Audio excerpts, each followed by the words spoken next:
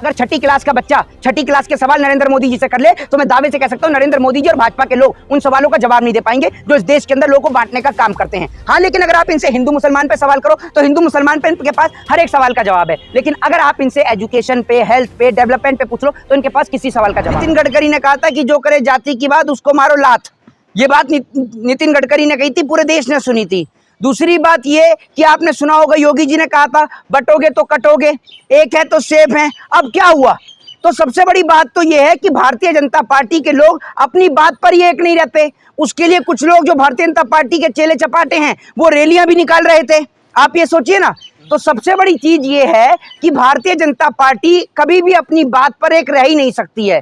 Bharatiya Janata party के तमाम नेता, नितिन गडकरी से लेकर नीतीश कुमार से लेकर अनुराग ठाकुर तक, सभी लोगों ने जातिगत जनगणना का विरोध किया था और अब देश के प्रधानमंत्री ने खुद जातिगत जनगणना की बात कह दी है। अब उस पर आप क्या कहेंगे, जरा ये मुझे बता दीजिए। जब इस देश की जनता पहले जातिगत जनगणना को लेकर चिल्ला चिल्ला कर कह रही थी कि भाई जातिगत जनगणना कराइए कराइए, तब तो इनके नेता विधानसभा से लेकर सदन तक हर जगह विरोध कर रहे थे और अब जातिगत जनगणना करा रहे हैं, क्योंकि असल में जातिगत जनगणना बेहद जरूरी है। ये मैं आपको बता दूं। मास्टर स्ट्रोक बता रही है मीडिया स्ट्रोक। जी, मास्टर स्ट्रोक जातिगत जनगणना का मीडिया की आदत है थूक के चाटने की।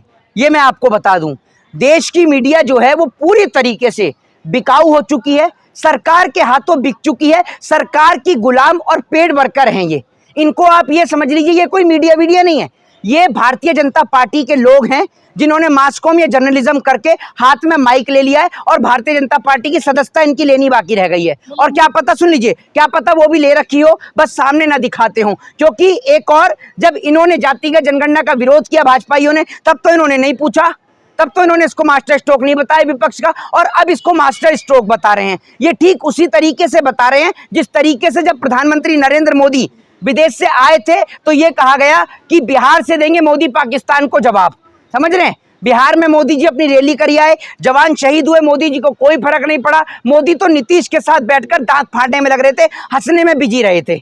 और मोदी जी एक बार भी कश्मीर नहीं गए अभी तक, तो आप ये देख लीजिए। आप बधाई तो दीजिए मोदी जी को।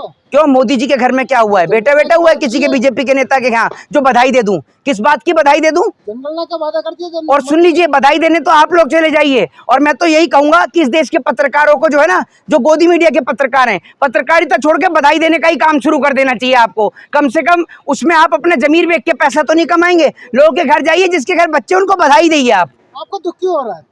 मेरे को काहे का दुख होगा? किस बात के लिए दुख है? बधाई क्यों नहीं दे रहे? किस बात की बधाई दूं? राहुल गांधी का मुद्दा छिन गया इसलिए दुख हो रहा है। नहीं, मुझे आप ये बता दीजिए किस बात की बधाई दूं? किस बात की बधाई दूं?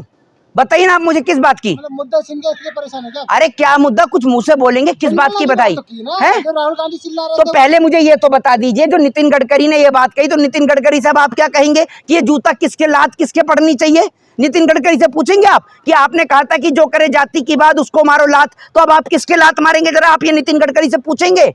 जरा मुझे ये तो बता दीजिए। पहली बार मुसलमानों की जातियों की भी गिनती होगी इस जनगणना से। देखिए, एक चीज मैं आपको बता दूं, जातिगत जनगणना विपक्ष का एक बहुत बड़ा मुद्दा था और ये विपक्ष की एक पहली जीत है और बड़ी जीत है, इसको आप कह सकते हैं। और जातिगत जनगणना बेहद ही जरूरी है। मैं आपको बता दूं, इससे ये पता चलेगा कि देश में किसकी कितनी भागीदारी है। वो लोग, गिनती चुनती के लोग, जो इस देश के अंदर कुछ लोगों का शोषण करते हैं, उनके ऊपर अत्याचार करते हैं, उनको मटके से पानी नहीं पीने देते, उनको घोड़ी नहीं चढ़ने देते, उनको मूछ नहीं बढ़ाने देते, उनको शिक्षा से भी वंचित रखते हैं, तो ऐसे लोगों का भी पता चलेगा। दूसरी बात यह है कि जातिगत जनगणना बेहद जरूरी है, जिससे यह पता चलेगा कि देश के अंदर किस समाज की कितनी भूमिका है। जी, लेकिन जनगणना हो जाएगी तो इससे क्या प्रॉब्लम सॉल्व होगी? किससे? जनगणना से। ये तो आप मोदी जी से पूछ लीजिए, मोदी जी नहीं बता पाए आपके तो मेरे ख्याल से चाचा दिखे या फूफा हैं आपके। आप जिस तरीके से उनका पक्ष रखते हैं, आपके तो रिश्तेदार ही लग रहे होंगे वो। आप उनसे क्यों नहीं पूछ लेते ये बात के लिए? क्या फायदा होगा? नहीं, फायदा, जैसे मोदी जी किसान बिल के फायदे बता रहे थे, मोदी से पूछो ना आप। पहले जिस तरीके से भारतीय जनता पार्टी जातिगत जनगणना का विरोध कर रही थी, अब जातिगत जनगणना करा रही है, तो इनसे ये तो पूछ लीजिए कि पहले आप जातिगत जनगणना का विरोध क्यों कर रहे थे? क्योंकि असल में भारतीय जनता पार्टी की जो खुद की जो पॉलिसी है वो टोटल फेल पॉलिसी है।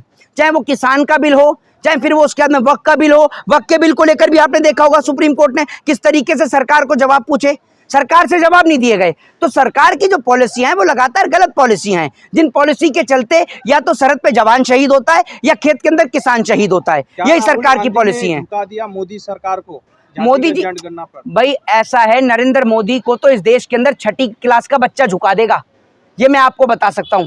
अगर छठी क्लास का बच्चा छठी क्लास के सवाल नरेंद्र मोदी जी से कर ले तो मैं दावे से कह सकता हूं नरेंद्र मोदी जी और भाजपा के लोग उन सवालों का जवाब नहीं दे पाएंगे जो इस देश के अंदर लोगों को बांटने का काम करते हैं। हाँ, लेकिन अगर आप इनसे हिंदू मुसलमान पे सवाल करो तो हिंदू मुसलमान पे इनके पास हर एक सवाल का जवाब है, लेकिन अगर आप इनसे एजुकेशन पे, हेल्थ पे, डेवलपमेंट पे पूछ लो तो इनके पास किसी सवाल का जवाब नहीं है। एक कहावत है कि मुसीबत के वक्त में गधे को भी बाप बना लिया जाता है।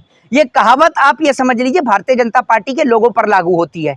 और दूसरी बात ये है कि आपको मैं बता दूं, मोदी जी चुनाव जीतने के लिए किसी भी हद तक जा सकते हैं।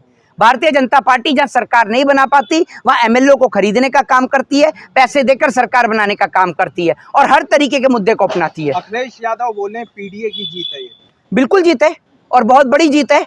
और सबसे बड़ी बात यह है कि सरकार को झुकना पड़ा, सरकार को सरेंडर करना पड़ा, ये बहुत बड़ी जीत है। और अखिलेश यादव ने बिल्कुल सही कहा, ये जीत अखिलेश यादव की उन तमाम नेताओं की जीत है जिन्होंने लगातार जातिगत जनगणना का मुद्दा उठाया और सरकार झुकी, सरेंडर हुई सरकार। इस देश के इतिहास में, देश की आज़ादी में सभी लोगों का एक अहम योगदान है, सभी जाति, सभी धर्म और सभी मजहब का, चाहे वो हिंदू हो, मुस्लिम हो, चाहे वो ब्राह्मण हो, शूद्र हो, वैश्य हो, क्षत्रिय हो, सिख हो, ईसाई हो, हर जाति हर धर्म के लोगों का इस देश की आज़ादी में योगदान है। तो हम लोग सभी लोगों का सम्मान करते हैं, लेकिन ऐसे लोग जो इस देश के अंदर धार्मिक भावनाओं को आहत करते हैं उनके ऊपर भी कार्रवाई होनी चाहिए। दूसरी बात ये, अगर रामजीलाल सुमन की बात से किसी को ठेस पहुंचती है तो कोर्ट है, न्यायालय है, न्यायपालिका है, आप न्यायपालिका का साथ लीजिए और न्यायपालिका के थ्रू उनसे जवाब लीजिए। जय हिंद, जय भारत, वंदे मातरम।